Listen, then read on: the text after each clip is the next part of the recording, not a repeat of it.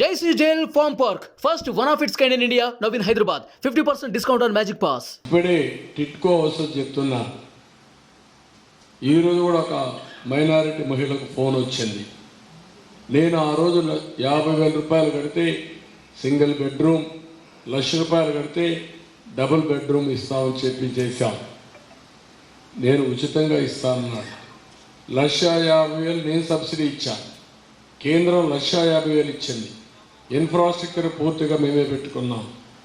ఆ ఇన్ఫ్రాస్ట్రక్చర్ కూడా మీరు చూస్తే బ్రహ్మాండమైన ఇన్ఫ్రాస్ట్రక్చర్. టిట్కో హౌసెస్లో వెడల్పైన రోడ్లు, తాగేదానికి నీళ్లు, కరెంటు, డ్రైనేజ్, రోడ్డు, అక్కడ కమ్యూనిటీ హాల్స్ అన్నీ కట్టి గేటెడ్ కమ్యూనిటీతో సమానంగా కట్టి పేదవాళ్లకు ఆస్తి ఇవ్వాలనే ఉద్దేశంతో బ్రహ్మాండమైన ఇల్లు కడితే ఈరోజు వీళ్ళు వచ్చి ఆ ఆడబిడ్డల పేరుతో అప్పు తీసుకొచ్చారు.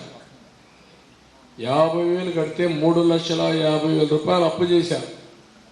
అప్పు చేస్తే వాళ్ళు నోటీసులు పంపించారు. ఇప్పుడు ఇల్లు మాత్రం పూర్తి కాలేదు, అప్పు మిగిలింది. ఇలాంటి సంఘటనలు కోకొల్లలు. రాష్ట్రం నాశనం అయిపోయింది. భద్రత అనే మాట లేదు, ఎవరికి రక్షణ లేదు. ఒక బానిసలుగా బతికే పరిస్థితికి వచ్చాము ఈ రాష్ట్రంలో. నాలాంటి వాడికి ఇబ్బందులు ఉంటే ఇంకా మీరు ఒక లెక్క అని మిమ్మల్ని అడుగుతున్నాం. 14 సంవత్సరాలు ముఖ్యమంత్రిగా పనిచేసి, 15 ఏళ్ళు అపోజిషన్ లీడర్గా పనిచేసి, 30 ఏళ్ళు రాష్ట్రానికి సేవలు అందించిన నాలాంటి వాడిని ఇష్టానుసారంగా చేస్తూ ఉంటే ఇంకా సామాన్య ప్రజానీకానికి ఎవ్వరికి రక్షణ లేదు. అందుకే ఈ రాష్ట్రాన్ని కాపాడాలి, ప్రజలు గెలవాలి, కేంద్రం కూడా సహకారం ఉండాలనే ఉద్దేశంతో 3 పార్టీలు కూడా పొత్తు పెట్టుకున్నాం.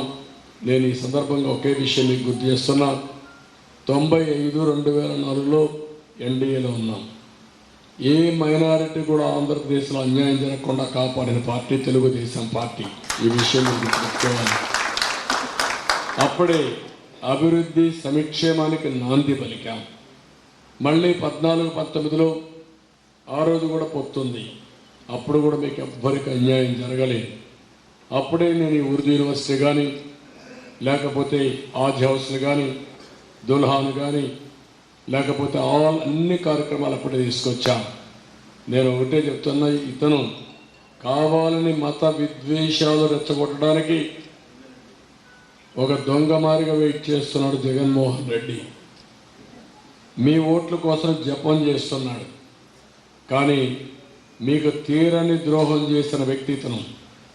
2014-19లో 4% రిజర్వేషన్లు కాపాడడానికి నేనే అడ్వకేట్లు పెట్టి సుప్రీంకోర్టులో వాదించి అది కాపాడుకుంటూ వచ్చాం. భవిష్యత్తులో కూడా మీ రిజర్వేషన్లో 4% కాపాడే బాధ్యత మాదని మీ అందరికీ ఆనందిస్తున్నాను. రెండోది మీరు చూస్తే ఈరోజు సిఏఏ, సిటిజన్షిప్ అమెండ్మెంట్ యాక్ట్ ఎవరు సపోర్ట్ చేశారని చేసింది జగన్మోహన్ రెడ్డి. పార్లమెంట్లో రికార్డులో ఉంది. వీళ్ళు సమర్థించి సపోర్ట్ చేశారు. అలాంటి వ్యక్తి ఇప్పుడు నెపం లేకపోతే ఏదో ఒక విధంగా మిమ్మల్ని రెచ్చగొట్టాలని ప్రయత్నం చేస్తున్నాడు. నేను ఒకటే మీకు అందరికీ హామీ ఇస్తున్నా, మీకు అండగా ఉంటాం.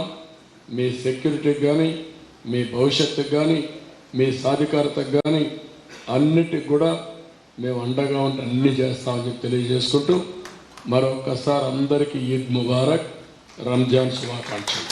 ధన్యవాదాలు, మనస్ఫూర్తిగా అభినందనలు. ఇప్పుడు